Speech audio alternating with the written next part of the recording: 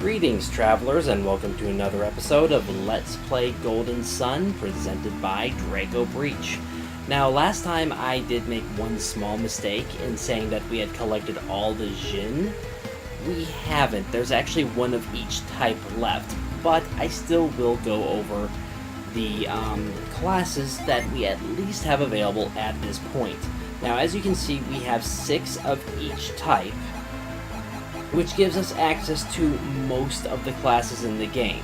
There are some super classes, as the community dubs them, that we do not currently have available, but we'll quickly go over a few of them. This is going to require a little bit of time, but we will be leaving the Sukala Desert soon, and I probably said that wrong. Anyway, we will start with the base classes, where each character has between 1 and 6 of their elemental djinn equipped. For example, Isaac starts off as a squire. If we add 1 djinn, it leaves him as a squire, so no change there. Add a second one, however, and he goes to a knight. Now, as you can see, you have significant stat increases. If we actually go back and unequip Flint, we'll see that Granite doesn't actually give him all that much. What you're actually seeing is a percentage increase to all stats. Now, not a lot of guides actually go over the stat increases per class. They mainly concentrate on the more important classes, the classes that are stronger and better to use in link battles. And as such, I'm not going to go over too much as far as the stat increases, but I'll put it this way. The stat increase is okay. I'm sorry, let me start over here. The basic stats are the character's initial base stats. Some other additional stats are the stats granted by each of the djinn, each of the djinni. And then you have your equipment statuses, which are weapons, armor, whatever, that add to your stat pool. When you add all of those together, then you take the class multiplier on top of that, which means that changing classes in Golden Sun is a big, big deal, as we will see as we get even further along in specifically Isaac's base class. So adding a third doesn't do anything much. Adding a fourth changes him to a Gallant and adds synergy, specifically Gaia and Mother Gaia, and Revive, which is very important. So, as you can see, a huge boost to all of his stats. Sap is not going to do anything special, but Ground, the 6th one, will give a significant boost to all stats. A lot of people do agree that Lord is possibly Isaac's best class, because it gives him such a substantial boost to everything he has. So, there you go. With 6 or 7 ground earth djinn equipped, Isaac is the Lord class. Garrett is next. He starts out off as a guard. 1, of course, will do nothing to change his class. 2 will change him into a soldier with a significant stat boost. 3 does nothing. 4 changes him into a warrior and gives him some powerful synergy in guard, protect, and impair. He might actually change more. Well, anyway. Adding 5 doesn't do anything, and adding 6 changes him to champion. And you can see he does get a stat boost, but it's not quite as big as Isaac with Lord. Don't worry, that is not a recurring theme, as there are some very powerful classes, and some of them being unique to each character. Now, Ivan starts off as a Windseer. Adding 1 does nothing. Adding 2 changes him to the Magician and adds Impact and High Impact, which are very nice spells. You'll see that they are rather popular, especially if you start reading about Link battles.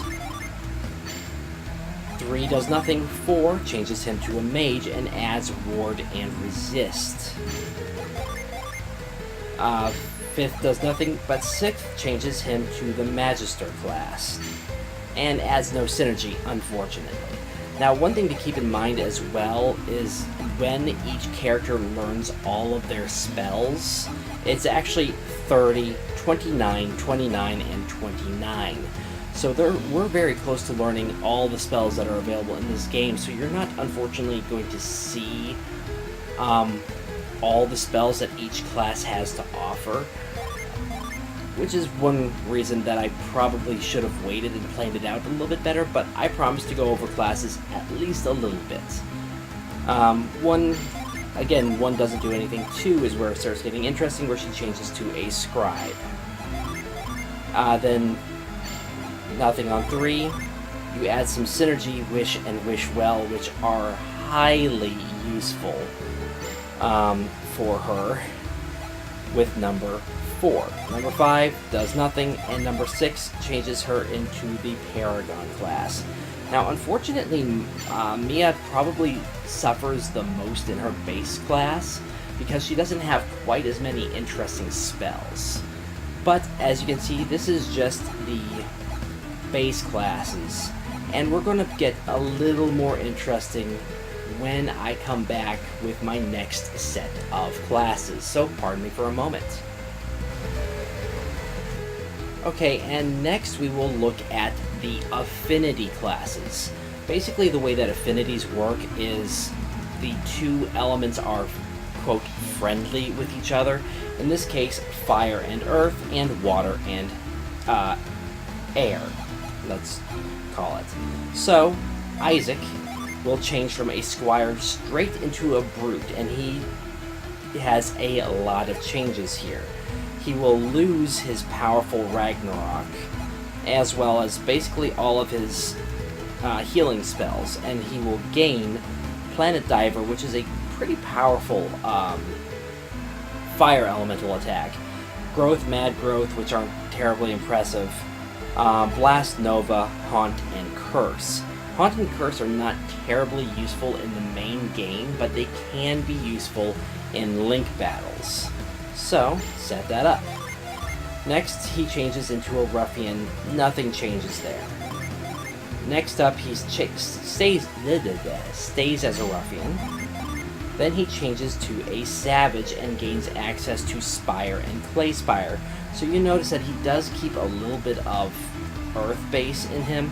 He also gains Revive, Impaired, and Debilitate, which are very useful, especially with Revive. Revive is always nice to have around. So, there we go with that. Next up is going to be changed to Barbarian, and another big leap there.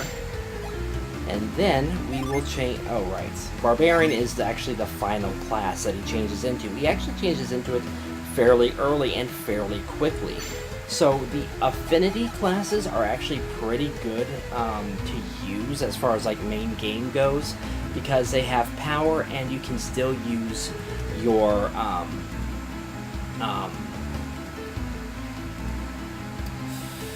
summons fairly effectively. I don't really think that they have as good stat ups as others, but you know, it is at least useful. For Garrett, he's going to be very similar, actually. You'll see that he's really not at all different. He does the exact same thing, kind of making it a little on the boring side to have affinity classes. And Ivan and Mia, you're going to see, are fairly similar as well. Ivan changes into a Hermit, gaining Prism, Hail Prism, which are very powerful spells, actually. High Impact, and loses all of those. So, changes to that. What about Mia? Well, she also does the same thing, which means you're actually losing a lot of healing ability with this, at least early on. If I remember correctly, I think it might get better. We're about to find out, that's for sure. We are, because you would have two people with Wish and Wish Well. So there is always a reason to at least look at what's available. So as you can see, she has the same exact spells. It is kind of limiting where it has 2 pages of spells for Mia and Ivan, but you kind of have to look at the pros and cons of all these classes. And really, I'm not a fan of the affinity classes all that much, and you'll probably notice that other people who rate the classes will have a very similar opinion. It doesn't give you a lot of versatility, and you'll see some of the major versatility when I go over class party recommendations at a later date. Pardon me while I pause again to set up for my next class showcase. Okay, this next one actually shows a little bit more versatility than the affinity, simply because you have a wider spread of abilities. So this is the opposites, the opposition. Basically, in this case, Earth is the opposite and weak to wind, and fire is the opposite and weak to fire. So, starting off with Isaac, once again, he will change to the Apprentice class, and he will gain Astral Blast Gaia, Mother Gaia. Wow, that's actually a little better than I thought it was going to be for how low level it was. He does, of course, lose his curing abilities. Next up, he changes to an Illusionist with a massive spike in his stats. No change there. Changes to Enchanter, and he gains versatility with Impact and High Impact, as well as Ward and Resist. Next up, no change, and I think it's going to actually be... Oh no, that is a massive... I actually just... Wait. Yeah, that's interesting. He actually loses some stats by changing from an Enchanter to a Shaman. And he loses...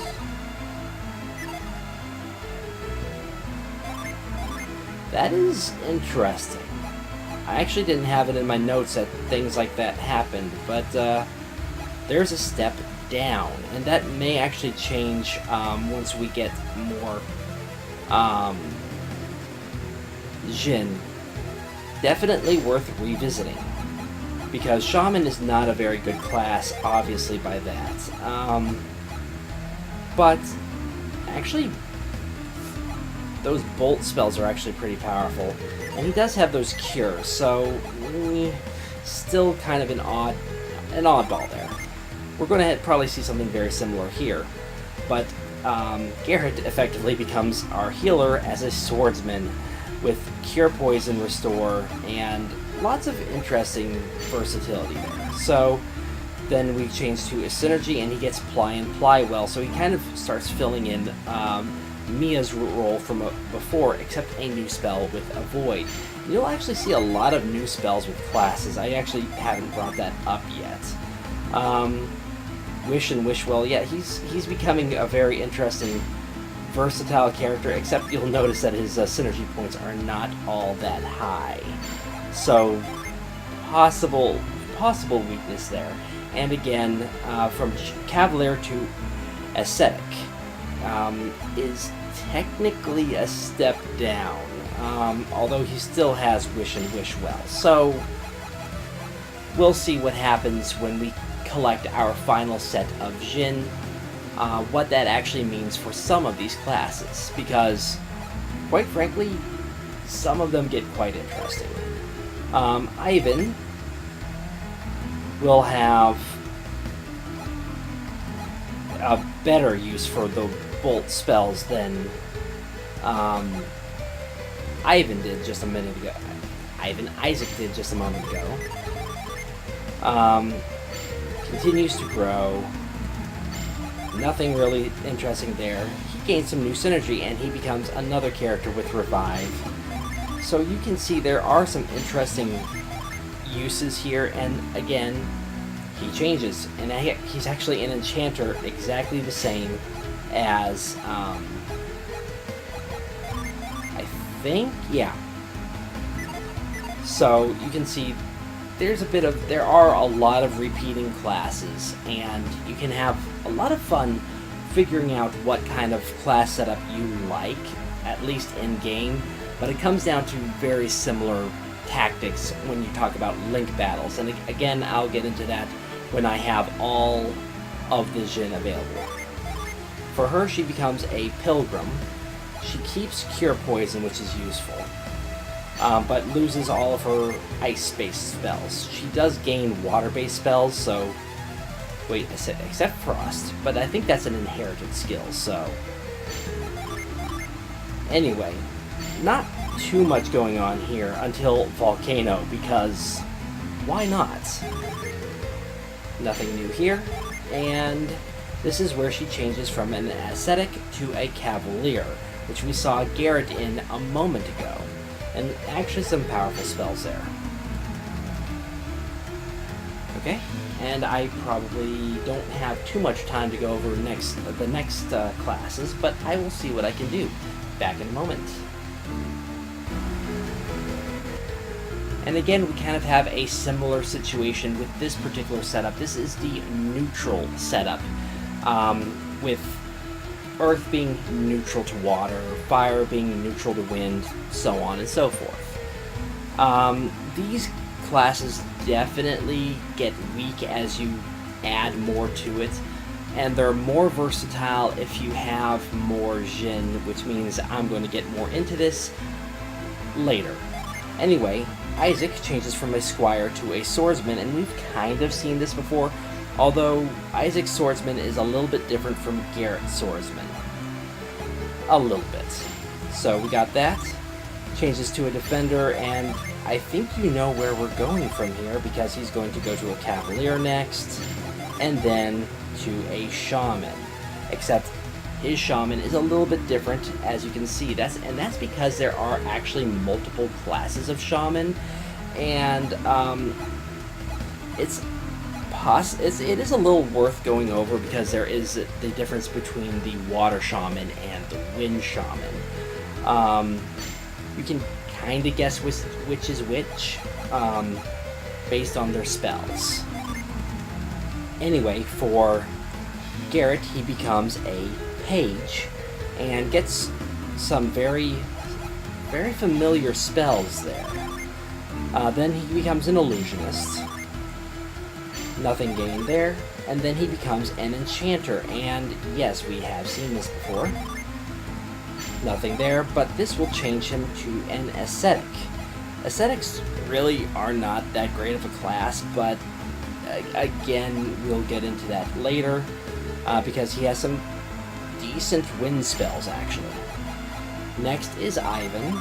He changes into a pilgrim, and I think we've seen this before, haven't we? A lot of these classes, like I said, there are a lot of repeat classes, and you want to make sure that what you have equipped to each of the characters works with their role in the party. And you'll really discover their role in the party as you come up later. And here he changes to an enchanter, which we have seen before. Except his is a little bit different. And that's a bit of a theme with the characters. Some of them learn different spells. It's just a matter of a lot of different things. Here she goes from a water seer to a seer, and she doesn't really lose too much versatility there, because Cure and Ply are very similar. So it's worth thinking about. Wow, she actually takes a while to learn anything new. And here, actually, Shaman for her is a very good class. So this is a possibility to use through the main game for her, but you just have to keep in mind what the other classes might be for her. And here she gets Ply Well, the Ply series back. And she also has Revive, so I mean, honestly, this could be a possibility for her if you're careful. Anyway, that is the simple classes out of the way, where each of them only have one element each. Next time, I'll go over some of the more exotic classes. Hopefully without